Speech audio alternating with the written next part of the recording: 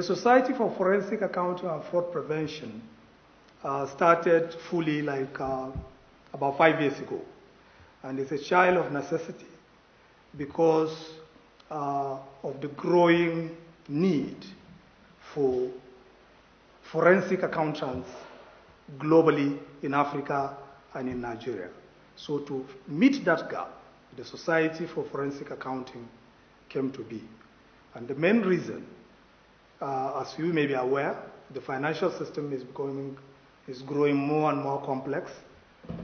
Beyond that, the fraudsters also, they have scaled up their game. So we have a situation where the traditional accounting knowledge or the traditional accountant is not sufficient now. That skill is no longer sufficient to address that need, and hence the evolution of forensics. Forensic is about looking at documents in a very thorough way. Accountants and auditors typically look at the materiality. What we call about materiality is the significance. But the forensic auditor or the forensic accountant looks at the smallest details of everything. And ultimately, the difference is with a view of accumulating evidence that may end up in court. So that's what makes it distinct. Basically, our partnership with the ICPC has paid off. For the past 5 years, they have hosted our professional training, and we are planning now that we will further work together to see how we can conduct joint programs to build capacity, both for the ICPC and across the subnational government. Basically, the society, over the years, for the past 5 years, we have partnered with the ICPC to train professional accountants. And it has gone professional forensic accountants. And the outcome has been awesome. Now, beyond that, the society also has extended its support, not just for the ICPCs, to ensure that other law enforcement agencies that will help them build capacity. Now, the large corporates are not also excluded because the role of the forensic accountant is required everywhere. And therefore, over the years, we have focused on capacity building and institutional strengthening. Within the past 5 years, we have trained close to 200 professionals. We have over 750 associates that are currently going through the stages of becoming full professionals. So the whole idea is that we are scaling it up, and we hope to also now expand this capacity and alliances with strategic institutions like the NFIU and then the EFCC. We have, over the years, also been very, very critical to giving direction to the government. For example, recently the Society for Forensic Accounting decided to lend a hand of fellowship to the federal government in the area of helping federal government to recover the 1.2 trillion operating surplus that has not been remitted to the Consolidated Revenue Fund. We have extended the hands of fellowship, and we think and we hope that the federal government will look into that critically because we are ready to support them. In addition to that, even the current issue of collection of stamp duties, the forensic skill is needed to ensure that all that needed to be collected is collected. So we are also open to give support to the FIRS to see that we don't just build their capacity, but we also ensure that the accounting, the collection, accounting, and remittance of the funds are really done the way it's supposed to be done. One of the key challenges of forensic accountants is the understanding of stakeholders of the specific role forensic accountants and the most critical roles forensic accountants are supposed to play. because that segment of accounting is new, there is that lack of understanding. So that is one aspect. Then the second aspect also is we need quickly for the forensic accountant to work very well.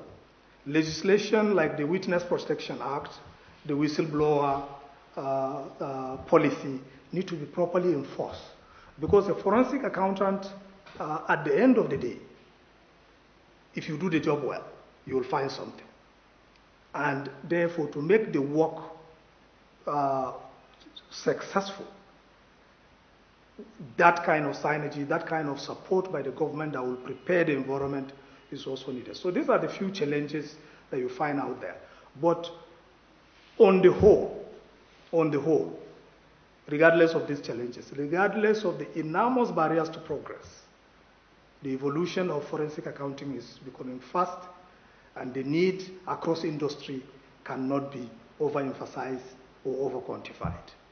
One of the projects that the society is currently working on is our ability to provide capacity building for the National Assembly, for them to understand the context, for them to have a greater appreciation of what the world of forensic accountants is.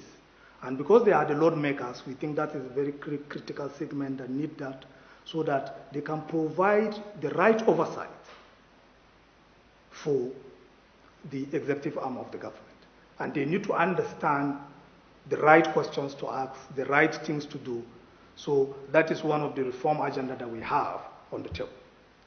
The second one is also, we have looked at it, especially with the signing of Nigeria into the Continental Free Trade Agreement.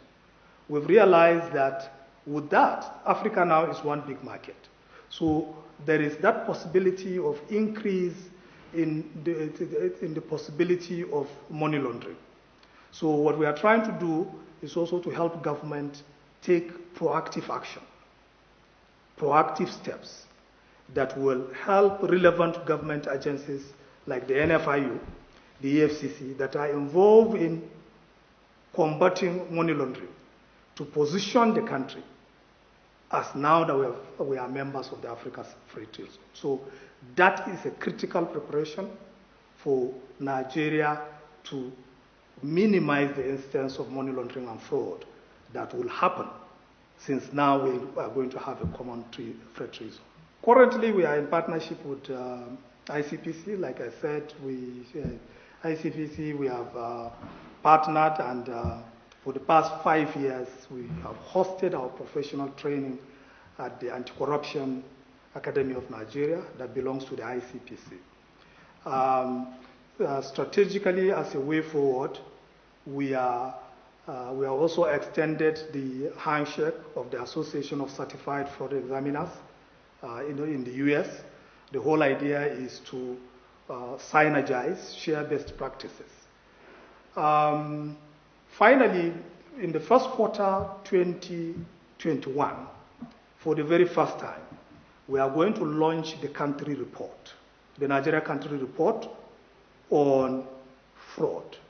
It will be the first report that you will see the analytics, the empiricals, the collections of virtually all the fraud-related cases that can serve as learning point and can serve as a reference document for the academia, for the courts, for lawyers, for accountants.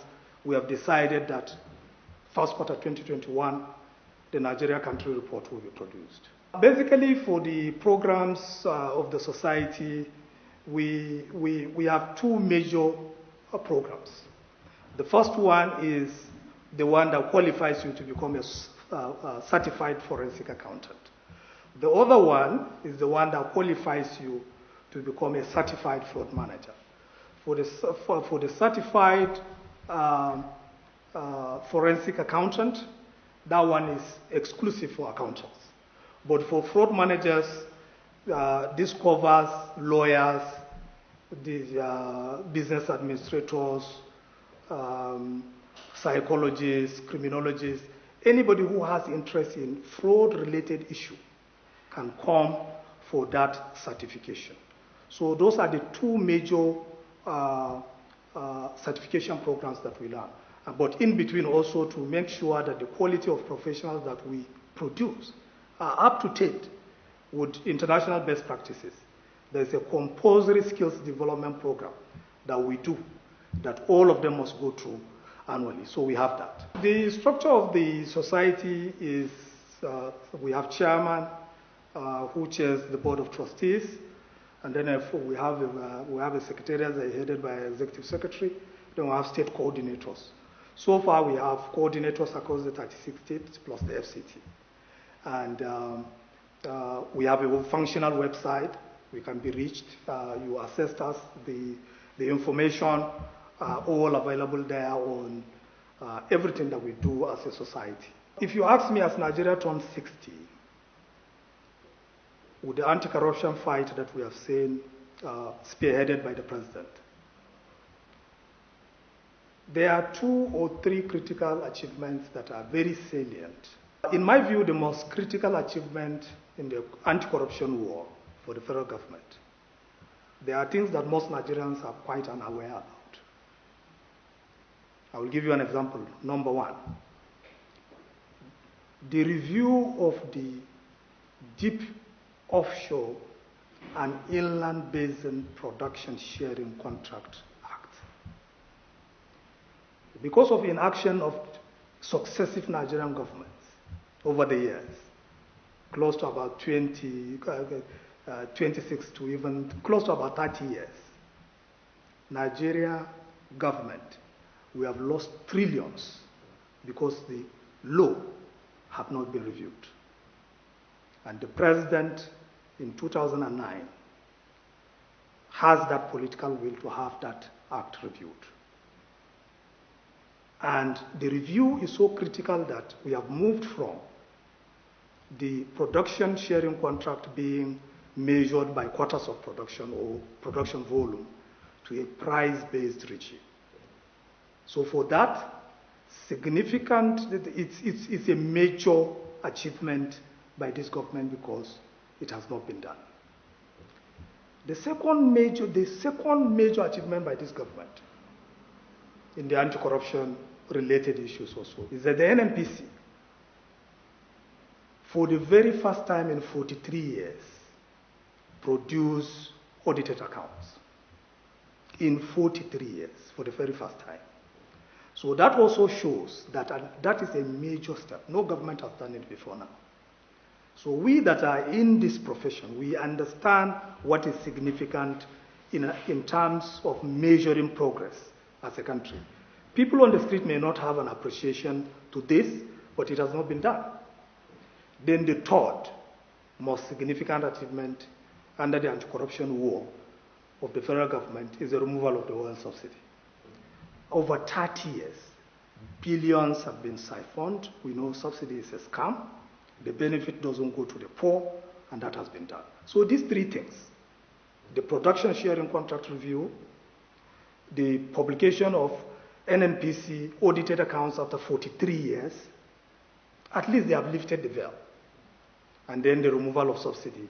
I think in the anti-corruption crusade, regardless of all the imperfections, you will give it to Mr. President that we have made progress in those directions. So the significance of the deep offshore inland basin production sharing contract, the chunk of our royalties comes from that agreement, popularly known as the production sharing contract. Now, the first mistake that we made under that previously is that the contract was to be reviewed upon 2 conditions. 1, upon when the oil price of Nigeria reached $20 or after 15 years. These 2 conditions were fulfilled and the law was not reviewed, meaning the oil price hit above $20, the contract was not reviewed, the sharing formula was not reviewed between the federal government and and the international oil companies. We went further to pass 15 years as provided in the Act. It didn't happen. It didn't happen from 1993 when the PSC Act was passed to until 1999. So you can see that the Revenue Mobilization Allocation Commission came out to say that Nigeria, for lack of reviewing of the production sharing contract on time, we have lost in excess of 60 trillion naira. 60 trillion naira. So that is why I said that if you are looking at what the government has done in terms of fighting corruption, that is perhaps one of the most significant achievements, because to review the law, successive government didn't do it. We have had leadership, presidents of a president, GMDs upon GMDs, ministers of petroleum upon ministers of petroleum, but no action was taken. So, but singularly, it happened in 2019, that law was reviewed, and now the law has given Nigerians better terms, huge penalties for lack of compliance to the law, unlike before. So I think we are good. The Society for Forensic Accounting and Fraud Prevention is more than willing to continue to support the government in the various areas that we need, that requires our skill, our professional intervention. We are out there. And I also want to call on other professional bodies that we need to join hands together to support this government and even successive government in ensuring that what we are supposed to do as professionals, our contribution to society, to government, and to our commitment to building fellow professionals is fulfilled.